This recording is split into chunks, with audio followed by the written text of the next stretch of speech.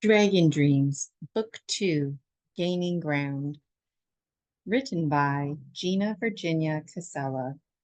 Story, Meeting Toby and Polaris.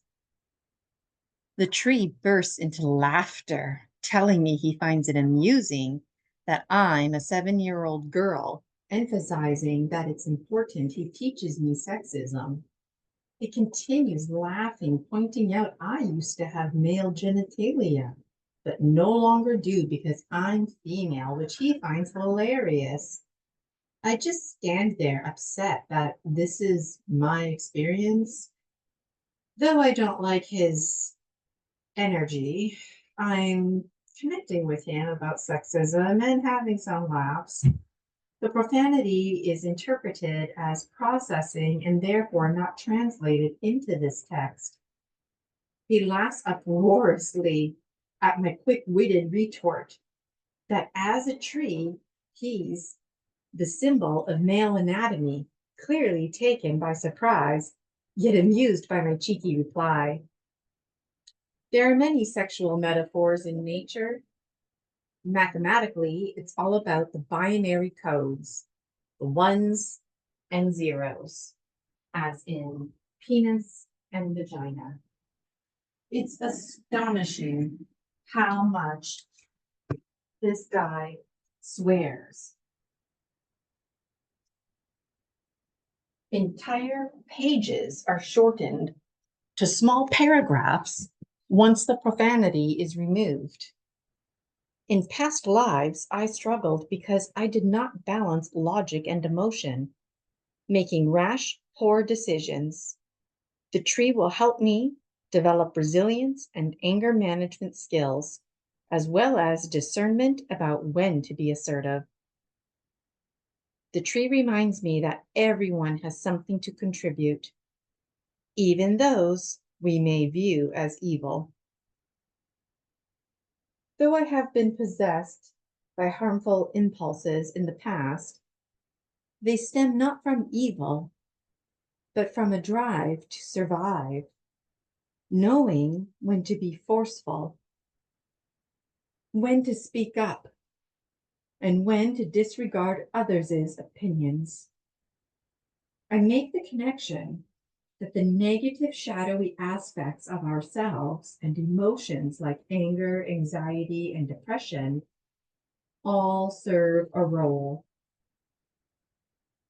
When I was unmade, even though I'm a clean slate now, there are high quality items that I've carried forward with me, which wasn't expected in my remaking. Being a dick is a high quality item. And just like any tool in your toolbox, it's knowing how to use it. The tree belts out laughing and laughing because the connection I made to penis is being a tool. There's a lot of potty humor in the spirit world that I wasn't aware of until now.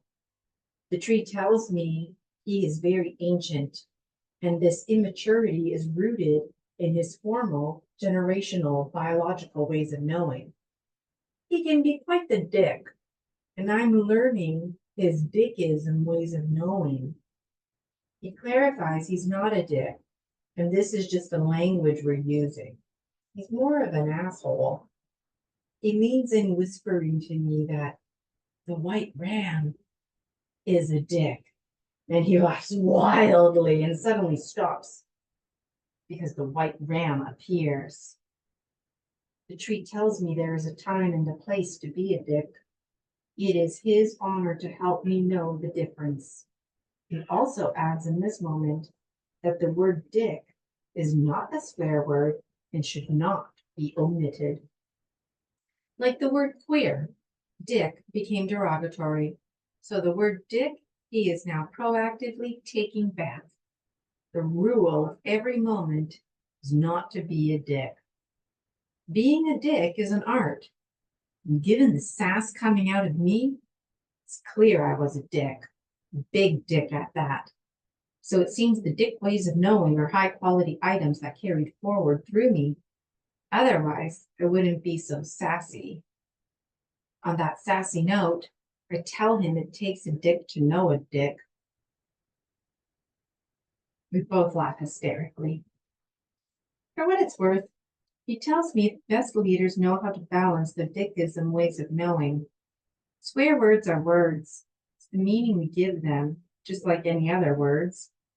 Dickism is an art, an attitude.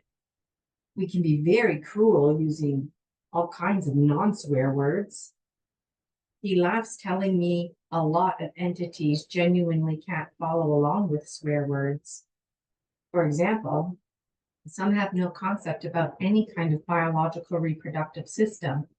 They only hear about such things. So to refer to someone as a dick or dickism ways of knowing confuses them. Dicks also get confused with the binary codes of ones and zeros, and the ones being the dicks. The tree conveys to me the notion that every individual possesses something valuable to contribute, even those with malicious intentions. Some of the malevolent qualities I had acquired reside within me, that they are not inherently evil.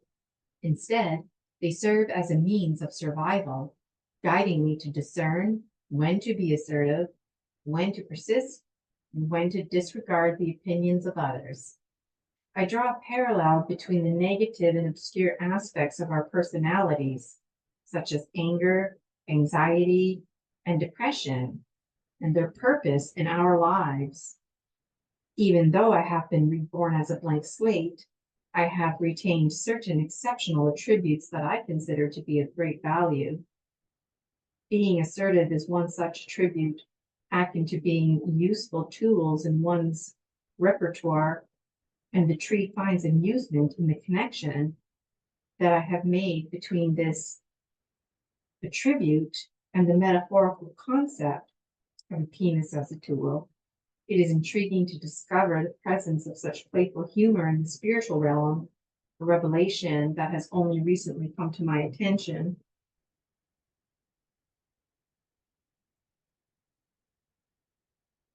He ponders deeply for a moment and takes a moment clarifying he's more of an asshole, reiterating information to me again.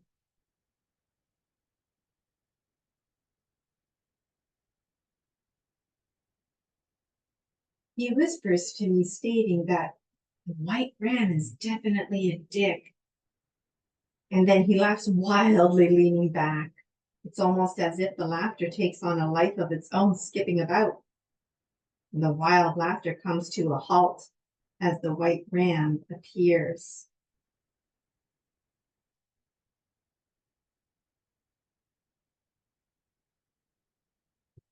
The information is repeated because it needs to be reiterated again and again and again.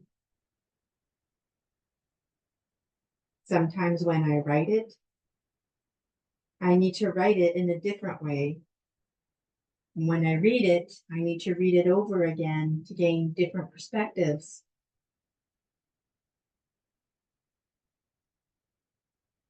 Sometimes I'm not sure if I'm experiencing something or reviewing something. The white ram is male. He has big black baby doe eyes that are gentle and not intense like the first time I saw him. I ask who he is and about his role. My role, he explains, is to love you and to honor your free will. Even if I don't like it, I will love you and I will support you. If you need to take my form any time, for any reason, you are to take it.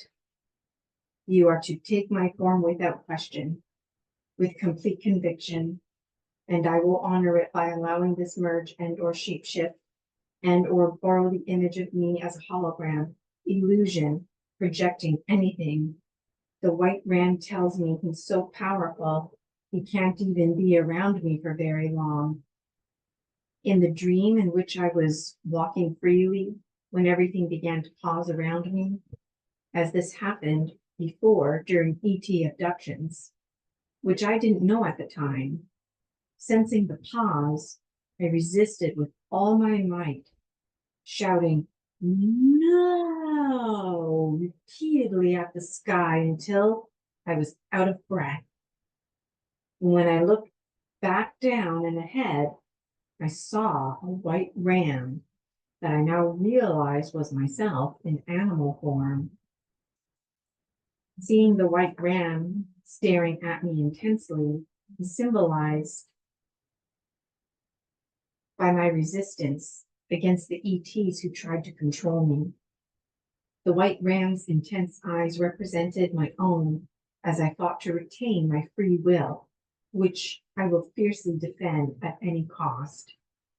Those piercing eyes were directed towards the ETs who attempted to hinder or control me, essentially attempting to abduct me and strip away my autonomy. When it comes to free will, it is a sacred and inviolable aspect of existence. The intense eyes went out to convey a message that the ETs could overhear. By speaking indirectly with my eyes, it showed respect while allowing them to realize that I had taken on this form, which frightened those ETs. Now they understand that if they oppose me, they oppose the white ram as well. The white ram and I have an extraordinary bond, which is strengthened by facing such challenges together. The intense gaze was almost meant to convey reassurance, and the message, I support you, was intended for me, the biological one known as Gina, and the ETs to inadvertently hear.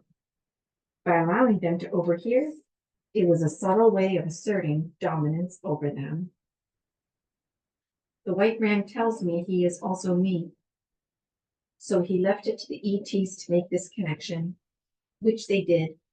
Now they are aware that you are aware of their fear of me, to the extent that my mere presence is enough to unsettle them. By overhearing me express my support for you, it is clear that any opposition towards you is also directed towards me. Our bond is now exceptional, as we stand united in extraordinariness. The tree man's name is Toby. The white ram's name is Polaris.